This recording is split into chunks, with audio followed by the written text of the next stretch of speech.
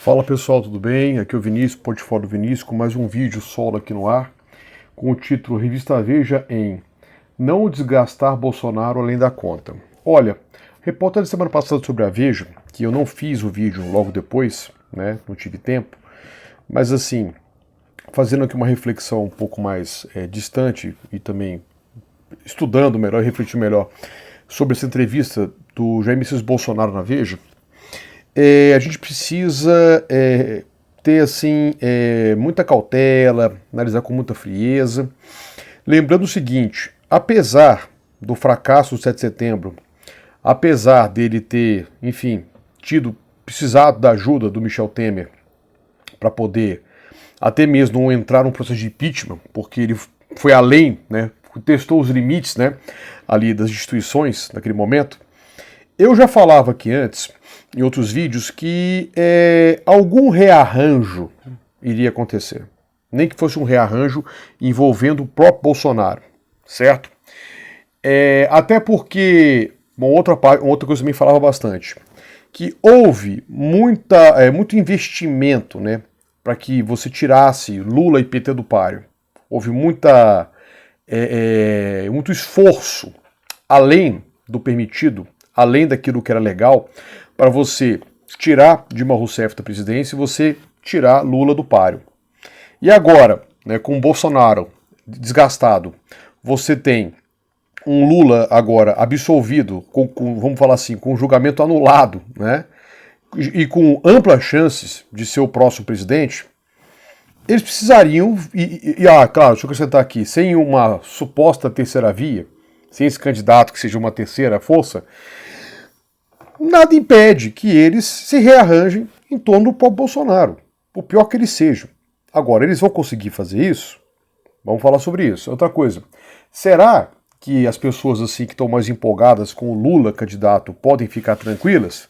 Claro que não. Não é por aí. Porque é o seguinte, vamos colocar aqui no papel.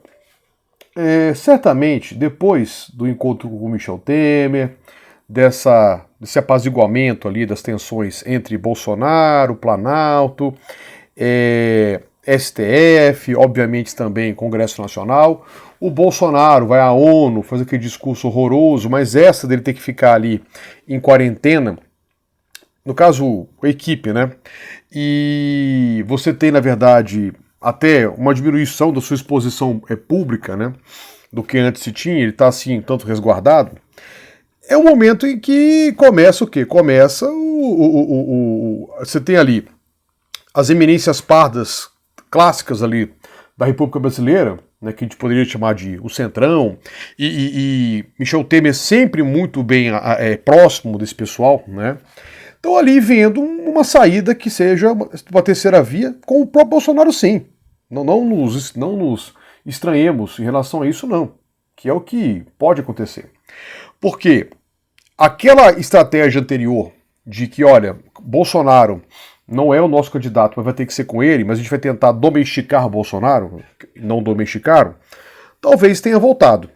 E talvez o Bolsonaro, depois de ter ido ao limite no que foi, talvez ele, o Bolsonaro, tenha até mesmo acenado que vai aceitar, né, se comportar. E a entrevista dele na Veja era bem isso. Agora vem cá, ele oscila. Ele provoca, ele tem sua militância mais assim, fanatizada, por mais que essa militância tenha sido afetada por do seu não golpe de Estado, que não aconteceu, certo? E o abandono daqueles militantes todos, como já aconteceu várias vezes antes. Teve gente ali que foi preso por ele, continuou preso, e ele mesmo não se manifestou a respeito. Por outro lado, fica aquela questão, até que ponto eles, né, vão conseguir lidar com esse Jair Messias Bolsonaro, que, sei lá, vai ter uma candidatura um tanto discreta, aceitando ali o establishment, fazendo um governo parecido com o que foi do Michel Temer, pelo menos no seu comportamento, pare de aparecer tanto em público, vamos falar assim, e se estenda para um possível segundo mandato. Isso não é possível, não. Ele tem queda de popularidade? Tem. Tá em queda sim. Mas, gente, esse pessoal conseguiu aprovar o impeachment da Dilma no Congresso Nacional, com todas as, enfim, com todas as suas controvérsias, vamos falar assim, e depois conseguiram, né, condenar o Lula para que evitasse, evitando que ele concorresse às eleições. E nós, hoje em dia, vemos o quanto que aquele processo foi viciado. Conseguiram fazer isso. Conseguiram fazer isso. Há tempo hábil para isso? Difícil. Há menos tempo do que se tinha até então, do que foi até 2018. Mas não é impossível. Não é impossível sim.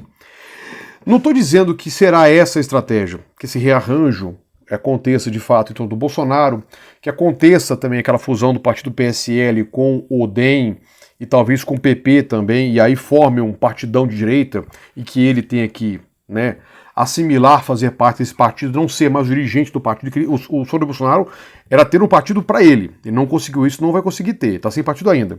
Só que assim, até que ponto a sua militância, até que ponto ele, né, vão conseguir agir nesse novo rearranjo? A gente tem que observar. E preciso muito atenção em relação a isso, porque eles vão tentar evitar que haja um retorno de um governo progressista a todo custo. Sim, eles não querem um novo governo progressista. E por mais que vença o Lula, né, que ele acaba sendo o candidato forte da esquerda que tem chance. Não vamos ficar sonhando aqui com outros nomes da esquerda. Não, o grande nome da esquerda é o Luiz Inácio Lula da Silva. Agora, como é que vai ser assimilar esse novo governo? É difícil prever. É difícil prever. A gente faz sempre aqui, quando a gente é da história, alguns paralelos com o passado. Não que vá se repetir como o passado, que não se repete. Mas assim, dentro da nossa empiria aqui, a gente vai observando o que já aconteceu, e em cima disso a gente vai, né, imaginando cenários. Porque um terceiro governo Lula talvez chegue assim um tanto, de uma forma um tanto difícil de conseguir apoio e de conseguir se consolidar frente aos grupos políticos principais, como foi o governo Getúlio Vargas, o governo democrático dele, que ele é eleito em 50, depois assumiu em 51. Que mesmo com o movimento Petróleo Nosso, que esteve próximo ali à população e também à classe trabalhadora, foi um governo que, né, sofreu forte oposição. Então, certamente seria um governo Lula que sofreria forte oposição desde o início. Logo em seguida começaria ali o golpismo. E é bom lembrar que aí o Lula e o PT voltariam a ser vidraça, como haviam sido até 2016. Tudo voltaria a essa situação. Então, é um cenário bem complicado sim. E é óbvio que esses grupos políticos mais assim, das grandes oligarquias brasileiras, estão tentando, né, ver o que vão fazer para evitar que até o Lula chegue à presidência. Né? Porque pela via judicial está muito difícil. Não é? Com o Bolsonaro, esse rearranjo talvez seja uma solução sim, porque não pense que o Bolsonaro não tenha força eleitoral contra o Lula, que vai ter sim, porque ele é o voto conservador. Ele é o voto da direita. E ó, não se enganem, aquela sua tia que votou no Bolsonaro, aquele seu vizinho que votou no Bolsonaro e ambos se decepcionaram, falam, nossa, o que a gente fez? Né? Nossa, eu errei. Mesmo aqueles que dizem que erraram votando no Bolsonaro, aqueles que mentem, disseram que votaram no Amoedo no primeiro turno, depois anularam, que é mentira, a maioria mentiu, a maioria votou no Bolsonaro até nas duas eleições. Esse pessoal que se diz horrorizado, que se diz assim, não, mas o Bolsonaro realmente não existia, ficamos numa situação complicada, era difícil escolher, aquela conversinha do Collor também. Né? Se bem que o Collor era um candidato até com aparência menos pior que a do Bolsonaro, sim, mesmo o Collor sendo o que era. Esse pessoal vai votar no Bolsonaro de novo. E a revista Veja vai simplesmente, como já fez com essa entrevista, lançar um editorial, assim como o Estadão, novamente com essa conversa de decisão difícil, mas vão dizer que o voto no Bolsonaro ainda é o voto mais seguro. Uma pessoa que tem nas costas quase 600 mil mortes, degradação ambiental, violência com indígena, PIB, né, esfacelado, inflação, enfim. Brasil destruído, mesmo assim eles vão achar que um governo de esquerda seria pior. Essa vai ser a conversa. Então, sabe, é preciso se preparar. Agora, é como o Bem-vindo falou aqui, ele é um macaco no loja de louça? É sim. E muitos ali que estão até tentando ver um rearranjo ali com ele, sabem disso. Então, né, o cenário é catastrófico, em todos os lados. A gente tem que ficar atento, ok? É isso aí, pessoal. Sou o Vinícius, quem não me conhecia, esse aqui é meu portfólio. Se inscreva no canal e ative notificações se não fez isso ainda. E você que já fez isso, dá o nosso joinha de sempre para impulsionar esse vídeo. Um abração e até o nosso próximo encontro. Falou!